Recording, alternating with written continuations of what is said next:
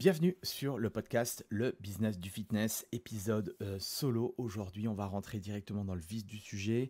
C'est un sujet vraiment important et c'est une question qu'on me pose régulièrement. Est-ce que c'est réellement possible, est-ce que c'est envisageable d'aller chercher les 10 000 euros par mois avec un business de coaching sportif de manière récurrente, d'accord? L'idée, c'est pas de le faire une seule fois et puis après tout le reste de l'année plafonné à 3 000.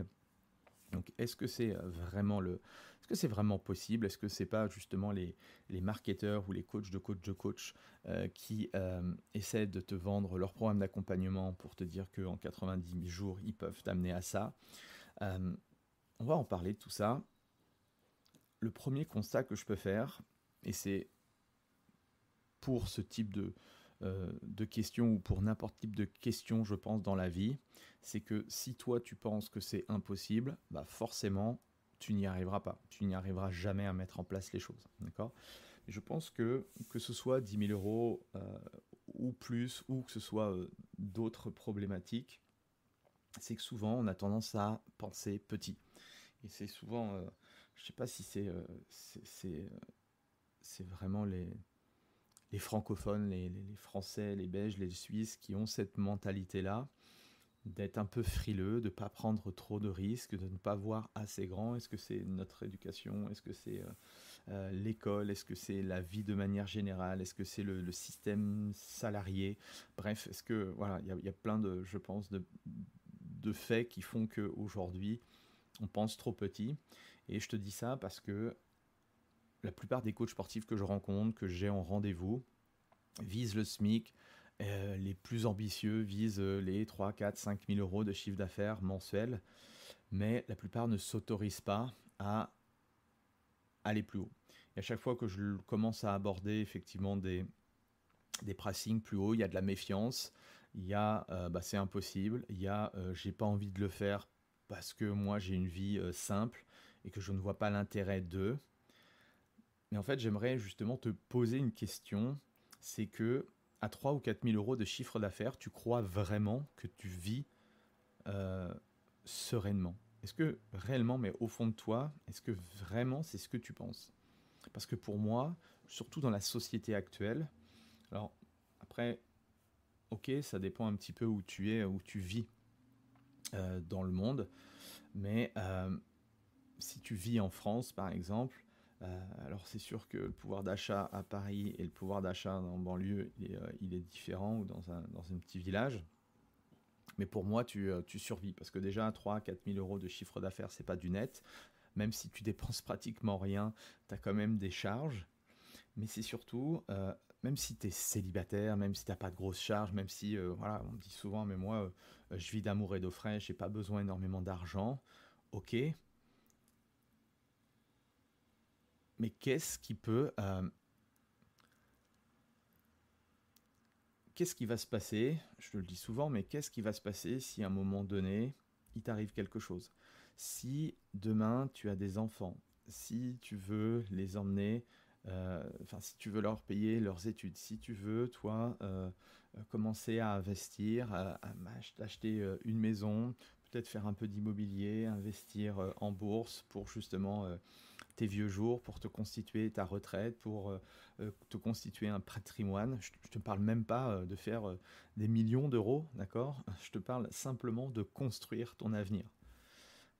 Ben, avec 3 à 4 000 euros, ça va être véritablement compliqué. Voilà, je te dis de manière bienveillante.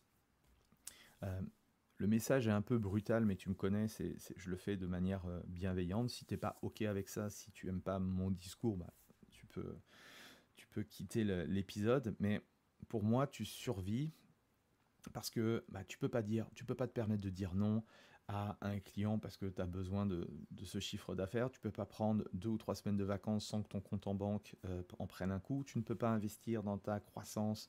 Ah ben j'ai pas assez d'argent pour ça, c'est les objections de tous les coachs. J'ai pas assez d'argent parce que voilà, j'ai pas assez d'argent. Donc ça veut bien dire que bah, tu as pas la vie en tout cas, tu n'as pas créé l'écosystème pour te permettre de pouvoir justement te permettre de prendre des formations, des accompagnements, avoir une équipe avec toi pour te décharger dans certaines choses, et tu construis rien de solide parce que c'est toi le goulot d'étranglement, bah, souvent on démarre, on commence seul, donc on est seul à tout piloter, à tout pouvoir gérer, et donc on commence à s'enfermer, je t'en ai déjà parlé, dans une certaine prison, où tu es cloîtré, où tu es prisonnier, et si tu regardes la finalité des choses, tu es contraint toute ta vie d'avoir le même niveau de vie, la même vie, euh, et contraint de vendre ton temps contre de l'argent, etc., etc.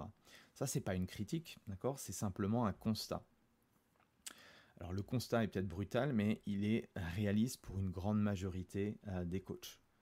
Mais la bonne nouvelle, c'est qu'on peut faire autrement, d'accord? Et pour moi, c'est là où la plupart des coachs se trompent. Ils veulent vivre de leur passion, mais n'ont aucune stratégie pour en faire un business qui leur donne de la liberté. Et on croit souvent que parce que ce métier-là, il est fait comme ça, ou il a été fait comme ça dans le passé, qu'il doit être fait comme ça à l'avenir. Et c'est complètement faux. Je vais te montrer pourquoi tu plafonnes aujourd'hui. Je vais te partager ce que font les coachs qui passent justement les 8 à 10 cas par mois, sans forcément bosser 70 heures et faire 8 à 10 séances de coaching par jour. Je vais t'expliquer comment toi aussi tu peux structurer un business qui tourne, qui croît, et aussi, enfin, en tout cas pour moi c'est le plus important, qui respecte aussi ma santé. Parce que moi, si je ne suis pas en forme, je vais être impacté à la fois physiquement et intellectuellement et mentalement, ce qui ne va pas me permettre justement de croître mon activité.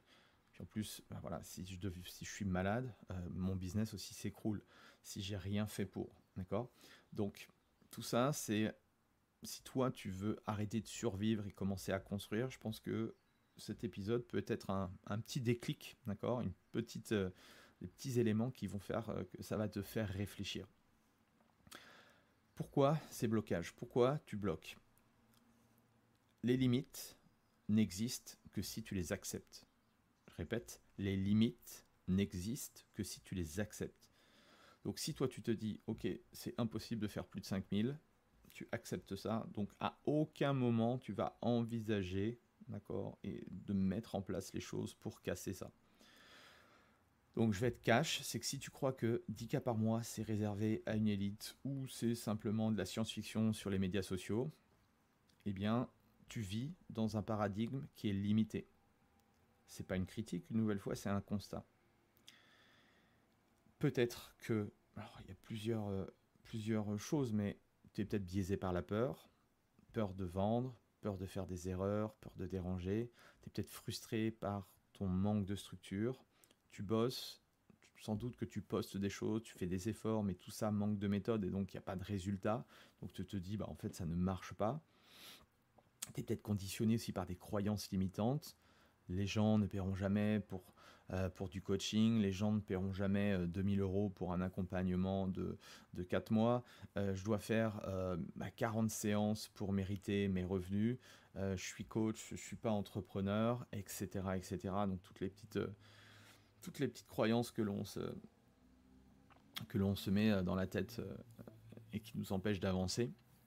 La vérité dans tout ça, c'est que ceux qui font 10K ou plus n'ont pas plus de diplômes que toi, n'ont pas plus de followers que toi, ils n'ont pas de baguette magique, ils ont simplement commencé à construire un système, parce que franchement, pour être aussi très transparent avec toi, on peut faire 8 à 10K en bricolant, d'accord?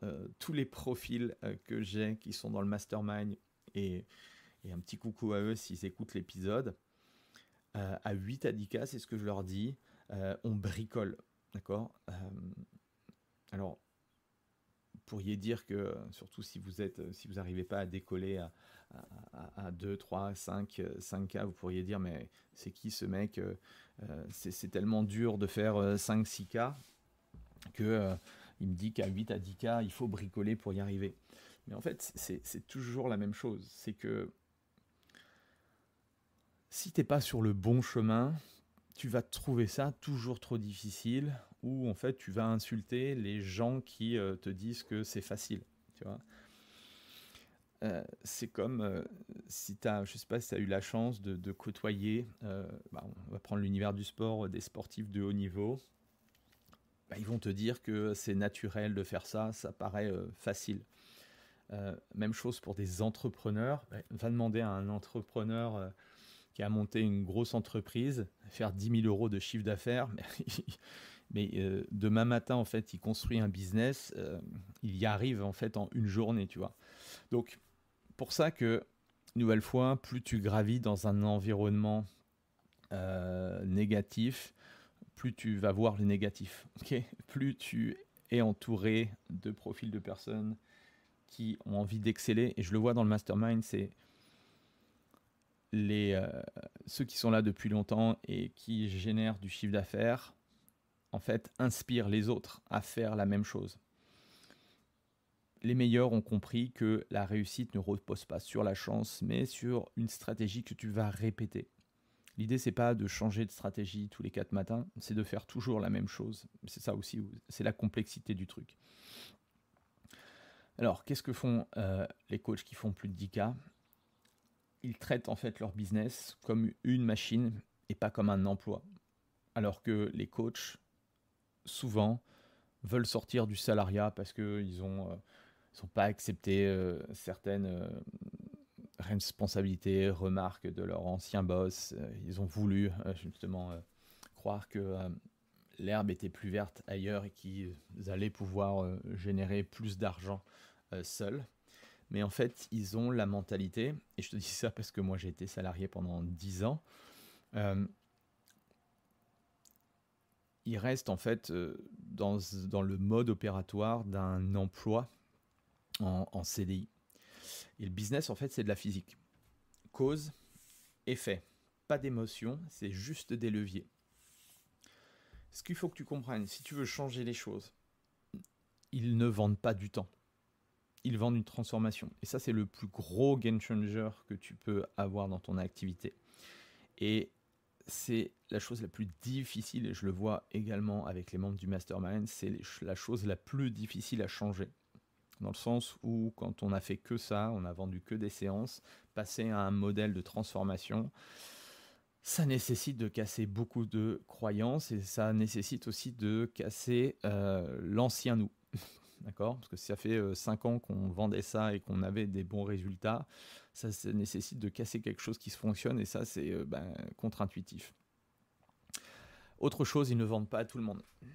Mais ça, tout le monde te le dit, mais je ne comprends pas en fait qu'on me dise encore que moi, j'ai envie de cibler plusieurs personnes. Alors, je te ne dis pas qu'au début, forcément, tu arrives sur le marché, il faut bien que voilà, tu essayes de toucher un petit peu tout le monde. Ça ne veut pas dire aussi quand tu as un business de niche avec une niche précise que tu ne peux pas coacher d'autres personnes parce que ça te fait kiffer, mais ça tu le fais pour le plaisir et le kiff, tu le fais pas pour ton business. Okay. Donc une niche précise nécessite une douleur réelle, une frustration, un langage de la part de ton client idéal. Et plus tu sais ça, plus tu peux dérouler ensuite le plan. On ne court pas après les clients. On trouve un système qui nous permette justement d'avoir régulièrement des rendez-vous. Okay.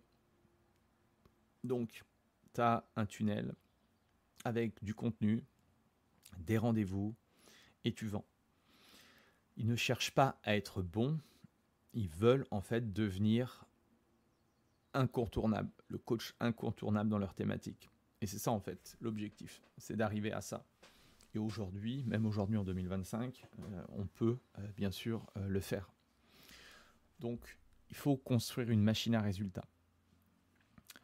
Et surtout, cette machine doit tourner pendant que tu dors. Là où le coach lambda attend les choses, attend que ça passe, attend le bouche à oreille, mais le bouche à oreille, tu peux l'attendre longtemps. Surtout qu'au début, tu n'as pas énormément de traction, tu n'as pas énormément de retour client, tu vends que du sport, donc les transformations ne sont pas dingues. Donc c'est compliqué. Je donnais un plan sur 3 ans. Tu vois, je ne vais pas te vendre du rêve en te disant que dans 7 jours, tu vas avoir 10K. Si tu veux un plan euh, réaliste, structuré, prédictible, voici ce que tu peux faire. Année 1, tu vas construire les fondations. L'idée, c'est de te rendre lisible, désirable, structuré. Tu vas travailler ton positionnement, tu vas travailler ton offre premium hybride, tu vas arrêter de vendre à l'heure et tu vas développer ta présence sur un média social. Là, tu peux commencer à aller chercher les 3 5 000 euros de chiffre d'affaires par mois avec moins de clients, mais plus ciblé. Ensuite, l'année numéro 2, tu vas structurer les choses. Là, l'idée, c'est de créer un levier. Tu vas construire ton tunnel d'acquisition, tu vas commencer à lancer une offre un peu plus premium, tu vas automatiser certaines choses dans ton business et tu vas structurer vraiment quelque chose d'hybride et tu vas pouvoir passer à 7 000 euros par mois. Et après, l'année numéro 3, la systématisation. Tu vas libérer ton temps sans baisser la qualité. Tu ne fais plus en fait que ce que toi seul peux faire. Tu as délégué, tu peux déléguer certaines tâches. Tu vas lancer peut-être aussi des revenus en semi-passif. Tu bâtis en fait une communauté autour de ton identité. Et là, on peut commencer à aller chercher les 10 000 euros de chiffre d'affaires par mois. Bien sûr, ça, c'est une roadmap qui prend du temps, 3 ans. Tu peux accélérer le processus, mais même chose, c'est un peu comme dans le milieu de la santé, dans ce que tu vends par exemple, je ne sais pas dans quelle thématique tu es, mais le client, enfin le consommateur peut aller dans un club et essayer de bidouiller tout seul et essayer d'avoir la discipline nécessaire pour y arriver. Ça va prendre du temps. Même chose, c'est pour ça que le métier de coach pour moi est intéressant parce que le coach va accélérer le processus de la personne. C'est la même chose, je te dirais, pour toi, si tu veux accélérer et pas passer 3 à 5 ans à y arriver, encore tu ne sais pas si tu vas vraiment y arriver, mais en tout cas, tu vois, ça te prend du temps, tu peux accélérer le processus et c'est pour ça que moi, en toute transparence, j'ai décidé de mettre en place le mastermind parce que c'est un accélérateur qui permet justement, en fonction du niveau de chiffre d'affaires où tu es aujourd'hui, de passer au step suivant. D'accord? Donc, si toi, ça fait sens si tu es à 1000, 2000, 3000 euros et que tu sens que voilà, tu ne sais pas du tout comment faire et que là, aujourd'hui, tu vends qu'à la séance ou c'est très déstructuré. Si tu veux pas passer 3, 5, 10 ans de ta vie à essayer d'aller chercher des chiffres d'affaires plus importants, eh bien, même chose, tu as le mastermind. Et le mastermind, en fait, le premier niveau de mon mastermind, c'est d'aller chercher les 8 à 10 cas par mois. Et ensuite, après, tu as... Là, je vais lancer cet été le niveau 2 où on va pouvoir aller chercher des chiffres d'affaires de 20, 30 à 40. Mais forcément, si aujourd'hui tu es à 2, 3, tu te dis c'est véritablement impossible de faire ces chiffres-là et c'est complètement... voilà, je ne vois pas du tout. Et c'est OK, c'est normal. D'accord. À chaque étape de chiffre d'affaires, tu as des problématiques et donc il ne faut pas brûler. Il ne faut pas aller trop vite, mais il faut se concentrer sur les sous-étapes.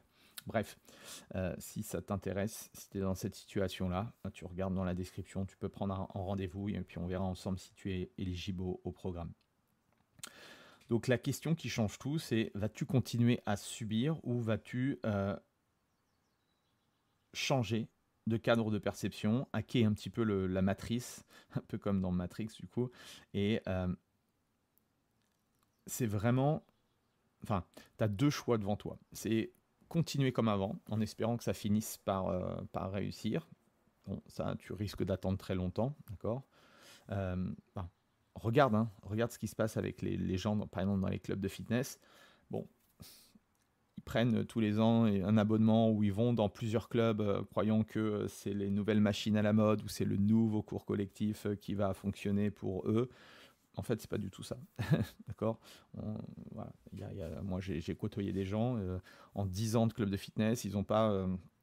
alors, le côté social, ok, mais ils n'ont pas changé, leur santé s'est dégradée. Bref, c'est exactement la même chose. Je fais vraiment le parallèle, mais c'est exactement la même chose avec des coachs. Je connais des coachs depuis 3, 5, même certains 10 ans.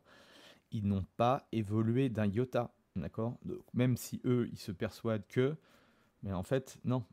Ils sont toujours en galère, c'est toujours pas stable, ils ont toujours pas d'équipe. Bref, c'est compliqué. Donc, il y a deux possibilités, c'est soit continuer comme avant, soit changer radicalement ta manière de penser, d'agir et structurer. Et ça, c'est compliqué de faire ça, parce que l'être humain n'aime pas le changement, l'être humain a peur de tout, l'être humain n'aime pas prendre de risques, l'être humain n'aime pas prendre de décisions, mais pourtant, si tu veux être un entrepreneur à succès sans vouloir monter une multinationale, tu dois prendre des décisions. Et c'est des décisions qui sont inconfortables et qui nécessitent justement que tu te pousses un peu et que tu te challenges. Mais si tu demandes à tes clients de sortir de leur zone de confort et toi tu ne sors pas de ta zone de confort, tu es réellement un imposteur. Ok.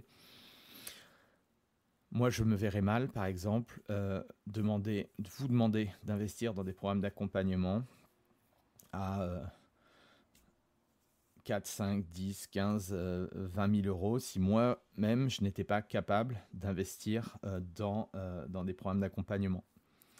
Là, cette année, ben voilà, j'ai mis un ticket ça va me coûter, je pense, à l'année, avec tout mis bout à bout, 25-30 000 euros d'accompagnement.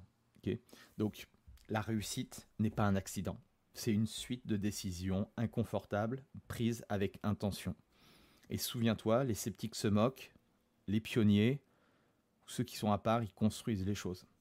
Donc maintenant que tu sais quoi faire, ta mission cette semaine, c'est réécrire ton objectif à 3 ans, sans filtre, sois raisonnable avec toi, ne te mens surtout pas. Bon, tu le fais pas pour moi, hein, l'exercice, pour moi, je m'en fiche.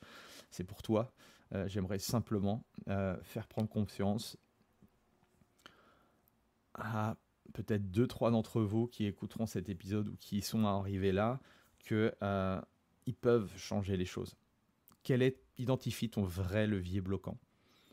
Est-ce que c'est ton positionnement? Est-ce que c'est ton offre? Est-ce que c'est le fait de vendre à la séance et pas en offre hybride? Est-ce que c'est ton acquisition? Est-ce que c'est le fait de trouver des clients? Est-ce que c'est le fait de le vendre? Pose une action radicale. D'accord? Et si tu veux aller plus vite, plus loin, plus fort, bah, tu sais où me trouver. J'espère que ce podcast sera un déclic, mais c'est à toi de déclencher le changement. Donc merci de ton écoute. Si cet épisode t'a réveillé, fais-moi une petite faveur. Partage-le à un coach de ton équipe, partage-le à un coach que tu connais. Dis-lui absolument d'écouter l'épisode. Mets un 5 étoiles et un petit commentaire sympa, ce serait cool. Et puis on se retrouve pour le prochain épisode en tout cas. Merci à toi et puis je te souhaite le meilleur. Allez, salut.